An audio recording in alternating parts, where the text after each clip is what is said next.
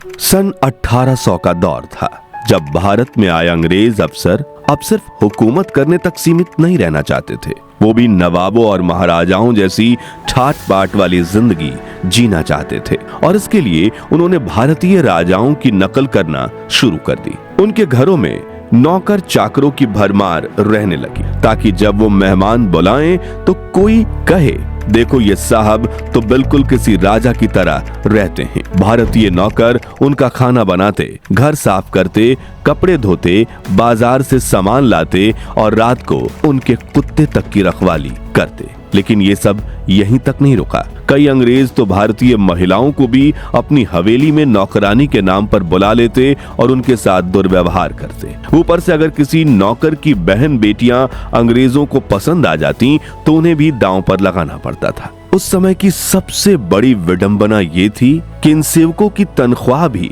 Robert Clive ने 100 साल के लिए तय कर दी थी। जैसा कि रसोइये को सिर्फ 5 रुपए, सफाई करने वाले को 3 रुपए और नौकरानी को बस 3 रुपए प्रति महीना। इतनी मामूली तनख्वाह में जिंदगी गुजारना तो मुमकिन नहीं था, लेकिन नौकरों के पास इन अंग्रेजों की नौकरी छोड़ने तक का हक नहीं था। अगर कोई भागने की कोशिश करता तो या तो उसे जेल में डाल दिया जाता या फिर बेरहमी से सजा दी जाती। लेकिन ये तो ब्रिटिशर्स की क्रूरता की सिर्फ एक छोटी सी झलक है। उन्होंने अपनी हैवानियत की असली झलक तो दिखाई सन 1857 में भारत में हुए पहले स्वतंत्रता संग्राम के बाद। ब्रिटिशर्स ने जैसे तैसे करके इस विद्रोह को तो दबा दिया, लेकिन क्या आप जानते हैं कि उसके बाद बौखलाए हुए अंग्रेजों ने भारतीयों का जीवन नरक से भी बदतर कर दिया था। जैसे कि उन्होंने दिल्ली में एक दिन में 22,000 मुसलमानों को एक साथ फांसी पर लटका दिया, जिसके बाद अगले 10 सालों तक चुपके से 10 लाख हिंदुओं को मौत के घाट उतारकर तानाशाह हिटलर से भी भयंकर नरसंहार को अंजाम दिया था। हिंदू मुस्लिम्स के बीच दरार डाली थी, बेकसूर लोगों को फांसी पर चढ़ाया था,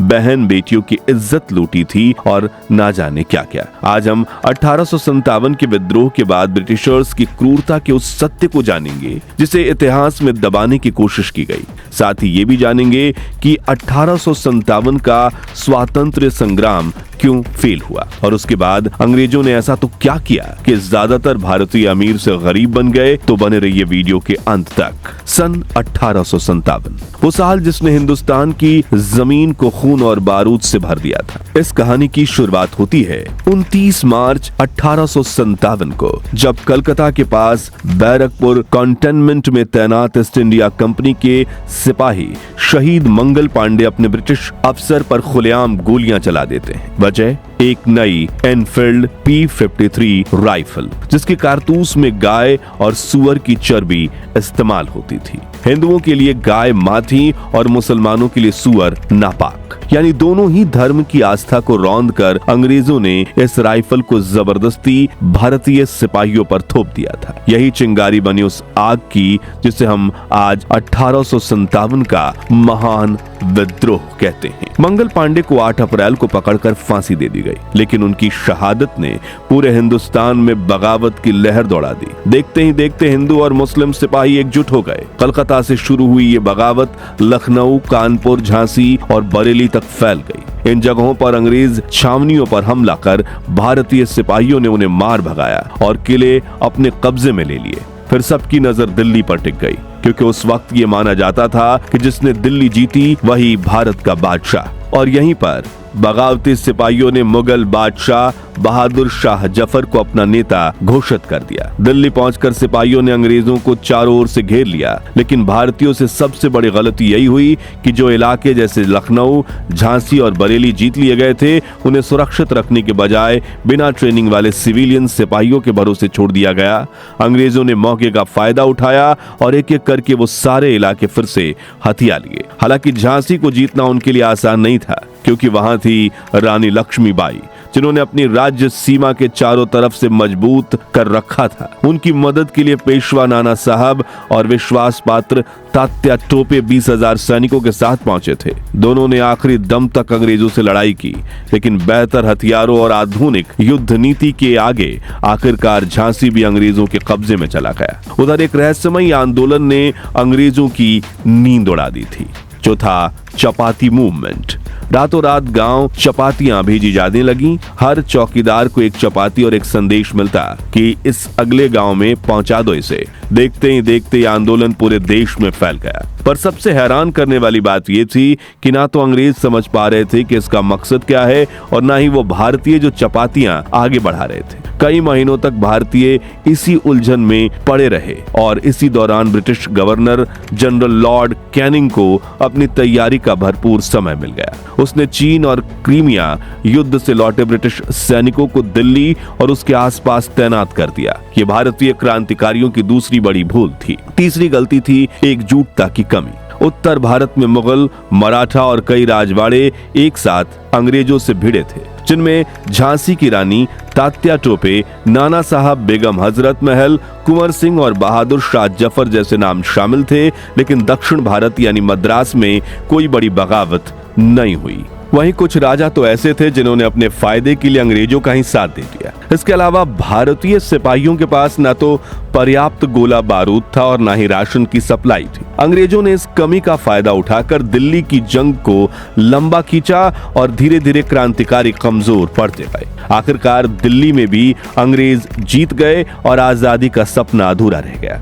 वहीं ग्वालियर के कोटा की सराय में अंग्रेजों ने महारानी लक्ष्मीबाई पर पीठ पीछे वार किया और उनकी भी मौत हो गई। भारत की पहली महिला क्रांतिकारी और वीरांगना लक्ष्मीबाई पर डिटेल वीडियो आप डिस्क्रिप्शन में दी गई लिंक से देख सकते हैं। खैर, इस तरह 1857 का पहला स्वातंत्र्य संग्राम भारत को आजाद कराने में नाकाम तो रहा, लेकिन इस लड़ाई ने अंग्रेजों को एक कड़वी सच्चाई दिखा दी कि अगर भारतीय एक हो जाएं तो उन्हें हमेशा के लिए हिंदुस्तान से खदेड़ा जा सकता है। इसी डर ने अंग्रेजों को पागल कर दिया। जैसे कोई जख्मी दरिंदा वो बेकाबू होकर अपनी ताकत दिखाने लगे और तभी शुरू हुआ भारत पर अंग्रेजों का सबसे काला दौर। इतिहासकार बताते हैं कि 1857 के बाद करीब 1.5 साल तक हर अफसर को छूट दी गई थी कि वो किसी भी संदिग्ध को गोली मार सकते थे या फांसी पर चढ़ा सकते थे या जेल भिजवा सकते थे, जिसका फायदा उठाते हुए खूनी दरिंदों ने देश के कई कोनों में नरसंहार किया था। गांव के गांव बिना किसी कारण के जला दिए गए। वो न सिर्फ बेकसूर लोगों के शरीर पर गर्म लोहे की रॉड से वार करते थे, बल्कि उनकी आंखें और गुप्तांगों में मिर्च का पाउडर डालकर तड़पकर मरने के लिए छोड़ देते थे। जब मन करता दर्जनों लोगों को एक साथ फांसी दे देते थे। टाइम्स अखबार के संवाददाता मार्टिन मोंटगोमरी ने उस वक्त अपने एक लेख में लिखा था कि वो दरिंदे सैनिक औरतों के साथ भी गंदी हरकतें करके उन्हें काफी तड़पाते थे और फिर उन्हें मौत के घाट उतार देते थे। कई औरतों के तो पतियों ने इस डर से अपनी ही बीवी का गला घोंट दिया कि कहीं वो अंग्रेजों के हाथ न लग जाए। इस विद्रोह के बाद अंग्रेजों के दिल में सबसे बड़ा डर इस बात का था कि इस क्रांति में हिंदू और मुसलमान दोनों ने कंधे से कंधा मिलाकर लड़ाई लड़ी थी। हर हर महादेव और अल्लाह अकबर की गूंज ने उन्हें हिलाकर रख दिया था। इसलिए युद्ध के बाद उन्होंने पहली चाल चली, दिल्ली में पकड़े गए हिंदू सैनिकों को छोड़ दिया, जबकि एक ही दिन में 22,000 मुसलमान सैनिकों को फांसी पर लटका दिया। धीरे धीरे यही साजिश पूरे भारत में फैल गई। कई हिंदुओं को सरकारी नौकरियां, ऊंचे पद दिए गए तो मुसलमानों को निचोड़कर किनारे कर दिया गया। 20 साल बाद जब माहौल बदलने लगा तो अंग्रेजों ने पॉलिसी पलट दी। अब मुसलमानों को आगे बढ़ाया जाने लगा और हिंदुओं को सताया गया। धीरे धीरे समाज में दरार पड़ने लगी। इतिहासकार मानते हैं कि इस बर्बरता में लगभग 10 भारतीयों को मौत के घाट उतार दिया गया। अगले 10 साल तक ये नरसंहार चुपचाप चलता रहा। एक पूरी पीढ़ी को ही खड़ा होने से पहले काट दिया गया। हिटलर ने यहूदियों के साथ जितना नरसंहार किया था, अंग्रेजों ने उससे कहीं ज्यादा खून खराबा हिंदुस्तान में किया था। लेकिन फर्क इतना था कि इस सच को हमेशा दबा दिया गया। अंग्रेज सिर्फ मारकाट तक नहीं रुके, उन्होंने हिंदू और मुसलमानों की धार्मिक भावनाओं को भी गंदी राजनीति के साथ रंग दिया। इतिहास के पन्नों में दर्ज है कि बिजनौर, बरेली और मुरादाबाद जैसे इलाकों में मंदिरों से रातों रात भगवा ध्वज उतारकर हरे झंडे लगा दिए गए और दोष मुसलमानों पर मट दिया गया। इसी तरह मस्जिदों में छेड़छाड़ कर इल्जाम हिंदुओं पर डाल दिया गया और फिर दोनों धर्मों के बीच संदेह की दीवार खड़ी हो गई। यही नहीं, भारतीय सैनिकों की आस्था पर भी प्रहार किया गया। हिंदू सिपाहियों को आदेश दिया गया कि वो माथे पर तिलक नहीं लगाएंगे।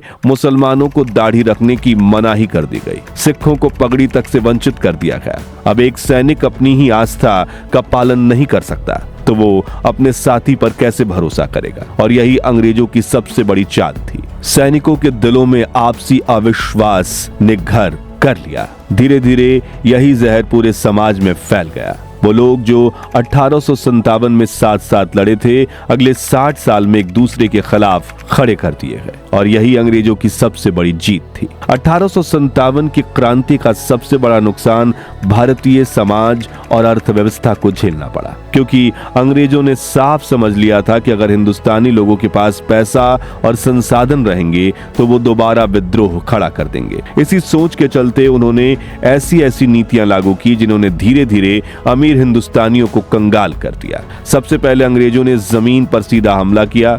1857 से पहले जमींदार और रईस किसान अपनी जमीन पर राज करते थे, लेकिन क्रांति के बाद लगान पॉलिसी इतनी सख्त कर दी गई कि किसान दिन रात खून पसीना बहाकर भी टैक्स नहीं चुका पाते। अगर टैक्स नहीं दिया गया तो जमीन नीलाम हो जाती और अंग्रेज के वफादार किसी नए जमींदार को दे दिया जाता। इससे लाखों किसान और रईस अपनी जमीन खो बैठे और कर्ज में डूबकर गरीब बन गए। दूसरा सबसे बड़ा झटका व्यापार और उद्योग पर दिया गया। भारत का कपड़ा भी पूरी दुनिया में मशहूर था, लेकिन 1857 के बाद अंग्रेजों ने भारतीय कपड़ों पर भारी टैक्स लगा दिया ताकि लोग मजबूरी में इंग्लैंड से आयात किया गया कपड़ा खरीदें। हद तो तब हो गई जब बुनकरों और कारीगरों की उंगलियां तक कटवा दी गई ताकि वो दोबारा अपने हुनर से खड़े ना हो सके। एक एक करके पूरा भारतीय उद्योग तबाह कर दिया गया और यहाँ का बाजार अंग्रेजी माल की मंडी बन गया। तीसरा वार भारत की शिक्षा व रोजगार पर किया गया। अंग्रेजों ने जानबूझकर ऐसी शिक्षा प्रणाली लागू की जो सिर्फ अंग्रेजों के लिए क्लर्क और सिपाही तैयार कर सके। पुराने गुरुकुल और मदरसे या तो बंद कर दिए गए या फिर फंड काट कर उन्हें कमजोर कर दिया गया। धीरे धीरे पढ़े लिखे भारतीय भी अंग्रेजों की नौकरियों के लिए लाइन में खड़े नजर आने लगे, क्योंकि अपना व्यापार और जमीन तो पहले ही छिन चुकी थी। जिसके बाद ब्रिटिशर्स ने उन रईस घरानों को भी बर्बाद कर दिया जिनके पास सोना चांदी और अनमोल खजाने थे। उन्होंने सिस्टमैटिक तरीके से अमीर भारतीयों के महल और हवेलियों को लूटना शुरू कर दिया। लाखों तोले सोना, चांदी की मूर्तियां, हीरे जवाहरात, यहां तक कि मंदिरों और दरगाहों के खजाने तक इंग्लैंड भेज दिए गए। जो दौलत सदियों से हिंदुस्तानी घरों और राजमहलों में सजोई गई थी वो धीरे धीरे लंदन की तिजोरियों में पहुंच गई। इस लूट का अंदाजा आप ऐसे लगा सकते हैं कि 19वीं सदी में इंग्लैंड अचानक दुनिया का सबसे अमीर साम्राज्य बन गया, जबकि उसी समय भारत सोने की चिड़िया से गिरकर भूखे, कर्जदार और गुलाम मुल्क में बदल गया। लेकिन इन ब्रिटिशर्स ने भारतीयों को जितना तोड़ने की कोशिश की, हम उतने ही ताकतवर बनकर उभरे और फिर 20वीं सदी में आए भगत सिंह, चंद्रशेखर आजाद, महात्मा गांधी और नेताजी सुभाष चंद्र बोस जैसे लाखों ऐसे महान क्रांतिकारी जिन्होंने भारत में ब्रिटिश हुकूमत की कमर तोड़कर रख दी और 15 अगस्त 1947 के दिन वो दम दबाकर भारत छोड़कर भाग निकले। तो मित्रों, भारत को इस गुलामी के क्रूर दौर से आजाद करवाने के लिए जिन क्रांतिकारियों ने 200 वर्षों तक संघर्ष किया और अपनी जान तक कुर्बान कर दी, आज उनके सम्मान में कमेंट बॉक्स में जय हिंद, भारत माता की जय के नारे को लगाने से खुद को मत रोकिएगा। साथ ही इस वीडियो को खूब लाइक और शेयर करके हर भारतीय तक पहुंचाइए और भारत के इतिहास से जुड़े ऐसे ही रोंगटे खड़े करने वाले वीडियोस के लिए हमारे चैनल को सब्सक्राइब करके पास वाली घंटी जरूर बजा दीजिए। जय हिंद, वंदे मातरम।